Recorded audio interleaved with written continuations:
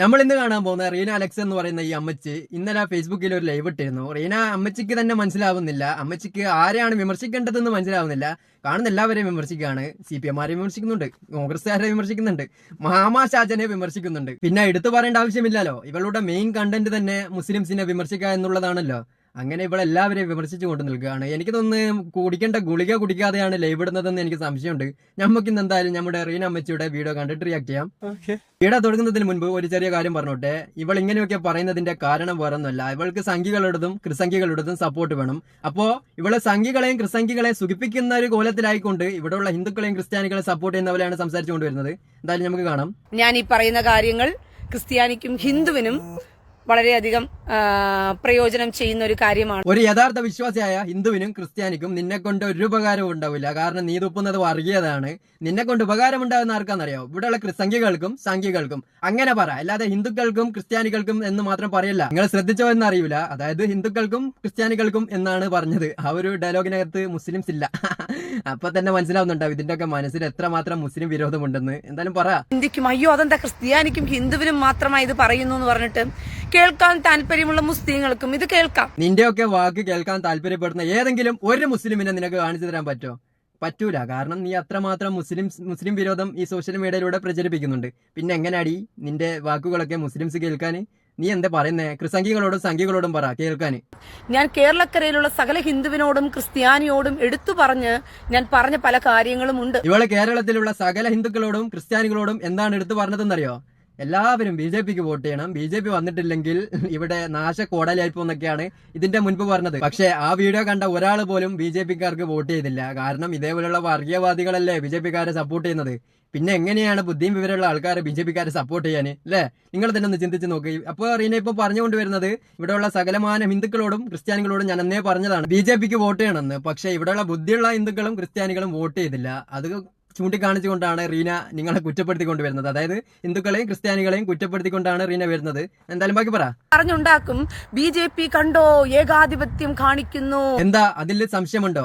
BJP ഏകാധിപത്യം നടപ്പിലാക്കുന്നതാണെന്ന് പറയുന്നതിൽ സംശയമുണ്ടോ? നിങ്ങളെ പോലെയുള്ള ക്രിസ്ത്യാനികളായിരിക്കും അത് സമ്മതിക്കില്ല. പക്ഷെ ഇവിടെയുള്ള ബുദ്ധിയുള്ള ആൾക്കാർ എല്ലാവരും മനസ്സിലാക്കുന്നുണ്ട് BJP ഏകാധിപത്യം തന്നെയാണ് ഇപ്പൊ കാണിച്ചുകൊണ്ടുവരുന്നത്. ന്യൂനപക്ഷങ്ങളെ ജീവിക്കാൻ സമ്മതിക്കുന്നില്ല. അതിൽ ആർക്കാണ് ഇവിടെ സംശയമുള്ളത്? ന്യൂനപക്ഷങ്ങളെ ഈ ഇന്ത്യയിൽ ജീവിക്കാൻ BJP-ക്കാർ സമ്മതിക്കുന്നില്ല. അതിലിവിടെ ആർക്കും സംശയമില്ല. അതിന്റെ ഏറ്റവും വലിയ ഉദാഹരണമാണ് BJP ഭരണത്തിൽ കയറിയ ആ ദിവസം തന്നെ 10-15 പേരൊക്കെ വെട്ടിപ്പൊളന്നത്. ഇത്രമാത്രം ജിഹാദ്, ലാൻഡ് ജിഹാദ് ഇവിടെ നടക്കുകയാണ്. നമ്മുടെ റീന അമ്മച്ചി സംഘികൾക്ക് വേണ്ടിയിട്ട് പുതിയൊരു ജിഹാദ് കൂടി കൊണ്ടുവന്നിരിക്കുകയാണ്. ലാൻഡ് ജിഹാദ്, അതായത് ഭൂമി ജിഹാദ്. ചിരി വരുന്നട്ടാ, സത്യമായിട്ട് ഒന്നുകൂടി വെച്ചത്. ലാൻഡ് ജിഹാദ് ഇവിടെ നടക്കുകയാണ്. എന്റെ വീഡിയോ കണ്ടുകൊണ്ട് നിൽക്കുന്ന സംഘികൾക്ക് മുസ്ലിംസിനെ വിമർശിക്കാൻ ഒരു സംഭവം കൂടി കിട്ടിയല്ലോ, ലാൻഡ് ജിഹാദ്. അതായത് വഖഫ് ബോർഡൊക്കെ ചെയ്യുന്നത് ലാൻഡ് ജിഹാദാണ് കേട്ടോ. നിങ്ങൾ ഇനി മുതൽ ലാൻഡ് ജിഹാദ് എന്ന് വിളിച്ചാൽ മതി. പുതിയ പേര് കിട്ടിയിട്ടുണ്ട്. നിങ്ങൾ ഒരിക്കലും പുരോഹിതന്മാരെ നമ്പരുത്, രാഷ്ട്രീയം കളിക്കുകയാണ്. എന്ത് രാഷ്ട്രീയ? അതെന്താ പറഞ്ഞത്? ഉദ്ദേശിച്ചത് എന്തെന്നാ മനസ്സിലായല്ലോ? ഒന്നുകൂടി വെച്ച. രാഷ്ട്രീയം കളിക്കുകയാണിത്. രാഷ്ട്രീയം മനസ്സിലായില്ലേ? രാഷ്ട്രീയം കേട്ടാ, രാഷ്ട്രീയം അല്ല രാഷ്ട്രീയം. അമ്മച്ചേ ചിരിപ്പിക്കല്ലേ നാട്ടുകാരെ കൊണ്ട്. നിങ്ങൾക്ക് വേണ്ടി സംസാരിക്കുന്ന എതിർ ശബ്ദം ആരാണ്? ക്രിസ്ത്യാനിക്ക് ഈ ഭൂമിയിൽ ജീവിക്കണ്ടേ? അങ്ങനെ പറഞ്ഞു കൊടുക്കാം അമ്മച്ചി. ക്രിസ്ത്യാനിക്ക് ഈ ഭൂമിയിൽ ജീവിക്കണ്ടേ? മണിപ്പൂർ എത്ര കാലമായി നമ്മുടെ ക്രിസ്ത്യൻ സഹോദരങ്ങളെ ഇവന്മാര് വെട്ടിപ്പൊളകുന്നു അല്ലേ? തമാശ പറഞ്ഞതല്ല. ക്രിസ്ത്യാനികൾക്ക് ഇവിടെ ജീവിക്കണ്ടേ? അങ്ങനെ പറഞ്ഞു കൊടുക്കുക സംഘികളോട്. നിങ്ങളൊന്ന് ചിന്തിച്ചു നോക്ക്. നിങ്ങൾ തലച്ചോറ് വെച്ച് നിങ്ങളൊന്ന് ചിന്തിച്ചു നോക്ക്. തലച്ചോറ് വെച്ച് ചിന്തിച്ചു നോക്കാം. പക്ഷെ ആ തലച്ചോറിന് ബദലായിട്ട് തീട്ട കൂമ്പാരമല്ലേ റീനച്ചി നിങ്ങളുടെ തലയിലുള്ളത്? അങ്ങനെയുള്ള നിങ്ങൾ പറയുന്നത് തലച്ചോറ് വെച്ച് ചിന്തിച്ചു നോക്കാൻ. നിങ്ങൾക്ക് തലച്ചോറ് എന്ന് പറഞ്ഞ സാധനം ഇല്ല, അവിടെ തീട്ട കൂമ്പാരമാണ് ഉള്ളത്. അങ്ങനെയുള്ള നിങ്ങൾ ഞങ്ങളോട് പറയുന്നു തലച്ചോറ് വെച്ചിട്ട് ചിന്തിച്ചു നോക്കാൻ. നാർക്കോട്ടിക് ജിഹാദ്. ഇതെന്തെല്ലാം ജിഹാദാടാ? നെർക്കോട്ടിക് ജിഹാദോ? ഇവളെയും കൊണ്ട് കോമഡിയാണ് കേട്ടാ. എന്തെങ്കിലും ഒരു സംഭവം ഉണ്ടെങ്കിൽ അതിന്റെ ലാസ്റ്റ് ജിഹാദ് അങ്ങ് കൊണ്ടിടും. വല്ലാത്ത ആളെ തന്നെ അമ്മച്ചി നിങ്ങള്. വർഗീയത മൂത്തിട്ട് എന്താ പറയേണ്ടതെന്ന് മനസ്സിലാവുന്നില്ലല്ലേ? മയക്കമരുന്നിലൂടെ നമ്മുടെ കുഞ്ഞുങ്ങളെ നശിപ്പിക്കുകയാണ്. ആര്? ഇവിടെയുള്ള മുസ്ലിംസോ? അതായത് ഇവിടെയുള്ള കുട്ടികളെ മയക്കുമരുന്നിന് അടിമയാക്കുന്നത് ഇവിടെയുള്ള മുസ്ലിംസ് ആണെന്നാണ് പറയുന്നത്. ഇത് വിശ്വസിക്കും. നിങ്ങളെ തൂറി വെക്കുന്നത് നിങ്ങളെ പേജിൽ കയറി വാരിത്തുന്ന കുറെ സംഘികളും ക്രിസംഘികളുണ്ട്, അവര് വിശ്വസിക്കും. അല്ലാതെ ചിന്തിക്കാൻ കഴിവുള്ള ഒരാൾ പോലും നിങ്ങൾ ഈ പറഞ്ഞത് വിശ്വസിക്കില്ല. മുസ്ലിംസ് ആണ് ഇവിടെയുള്ള കുട്ടികളെ മയക്കുമരുന്നിന് അടിമയാക്കുന്നതെന്ന്. മുസ്ലിംസിന്റെ നിയമം എന്താണെന്നറിയോ? യഥാർത്ഥ ഒരു മുസ്ലിം ആണെങ്കിൽ അവൻ മയക്കുമരുന്ന് എന്താണെന്ന് നോക്കാൻ പോലും പാടില്ല എന്നാണ് ഇവിടുത്തെ നിയമം. അങ്ങനെയുള്ള ആൾക്കാരാണോ ഇവരെ അടിമകളാക്കുന്നത്, ഇവിടെയുള്ള കുട്ടികൾ അടിമകളാക്കുന്നത്? അതെ, ഇവിടെ മയക്കുമരുന്ന് കൊണ്ടുവരുന്ന മയക്കുമരുന്ന് കച്ചവടം ചെയ്യുന്ന മയക്കുമരുന്ന് കൊണ്ടുവരുന്ന ഈ ആൾക്കാരെയൊക്കെ നിങ്ങൾ നോക്കിക്കഴിഞ്ഞാൽ ഇതിനകത്തെല്ലാം മുസ്ലിം വിഭാഗത്തിൽപ്പെട്ടവരാണ്. എന്തെങ്കിലും പറയുമ്പോൾ അതിൽ എന്തെങ്കിലും ഒരു വസ്തുത വേണം, അല്ലാതെ വായിൽ തോന്നുന്നത് വിളിച്ചു പറയല്ല വേണ്ടത്. ഇവിടെയുള്ള ഏതെങ്കിലും 10 മുസ്ലിംസ് ഇങ്ങനെയുള്ള മയക്കുമരുന്ന് കൊണ്ടുവന്നിട്ടുണ്ടെങ്കിൽ ഇവിടെയുള്ള മുസ്ലിം സമൂഹത്തിന് മുഴുവനും ആണോ അതിന്റെ പഴയ? നിങ്ങൾ എന്താ പറയുന്നത് അമ്മച്ചി? എത്രമാത്രം മുസ്ലിം വിരോധം മനസ്സിലിട്ടുകൊണ്ടാണ് ഇവിടെ പോലുള്ള തീട്ടങ്ങള് സോഷ്യൽ മീഡിയയിൽ ലൈവ് വരുന്നതെന്ന് ആലോചിക്കുമ്പോ തന്നെ അയ്യോ, ഫേസ്ബുക്കേ നീയൊക്കെ ഇത്ര അതപ്പതിച്ച് പോയല്ലോ. ഇതേപോലെ തന്നെ ഒക്കെ ബാൻ ചെയ്യാണ്ട് പിന്നെയും അവർക്ക് ലൈവ് ഇടാനുള്ള ഓപ്ഷൻ വെച്ച് കൊടുക്കുന്നുണ്ടല്ലേ സുക്കർബർഗണ്ണ? മോശം തന്നെ.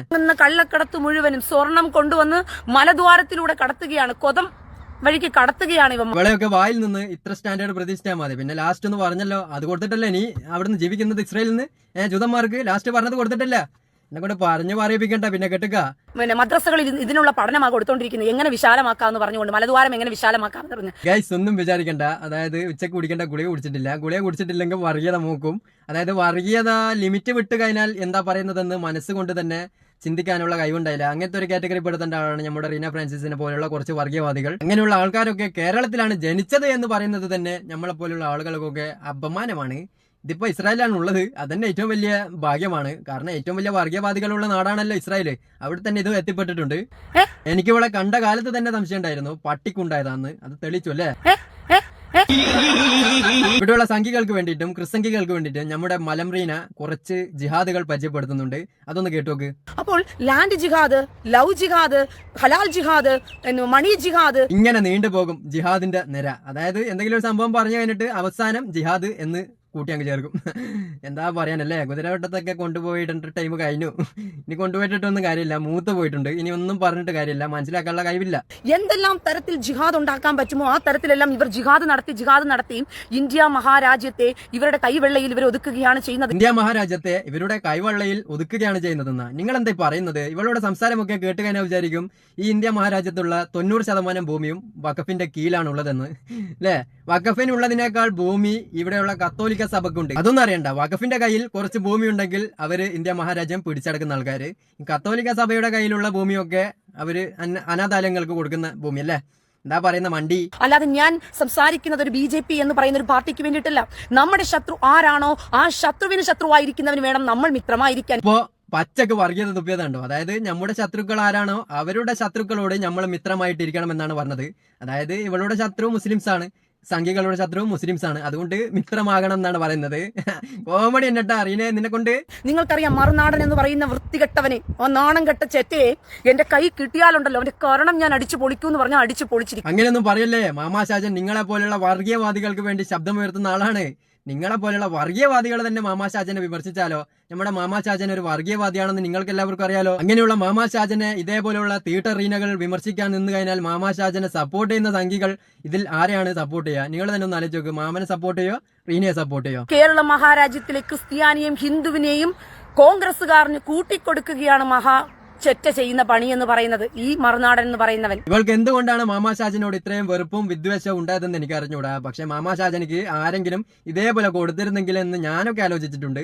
എനിക്ക് ചെറിയൊരു സന്തോഷം. ഷാജന ചാമ്പ്യല്ലോ, അത് തന്നെ വലിയ സന്തോഷമാണ്. കാരണം വർഗീയത മൂത്ത് നിൽക്കുന്ന ആളാണ് മാമാ ഷാജൻ. ആ മാമാ ഷാജൻ വർഗീയത മൂത്ത് നിൽക്കുന്ന റീന ചാമ്പ്യത്തിൽ ചെറിയൊരു സന്തോഷമുണ്ട്. ഈ റീന വന്ന ബുദ്ധിയാണ് ഇവള് പറയുന്നതൊന്നും വലിയ കാര്യമാക്കണ്ട. ഇതിൽ നല്ല വീഡിയോ വീണ്ടും കാണാം. ബൈ. രാജ്യദ്രോഹി കുറ്റമാണ് അവൻ ചെയ്യുന്നത്. നിങ്ങൾ ചതിക്കുകയാണ് കൂടെ നിന്നിട്ട് ഈ മറുനാടൻ എന്ന് പറയുന്ന തന്തയ്ക്ക് പറക്കാത്തവൻ.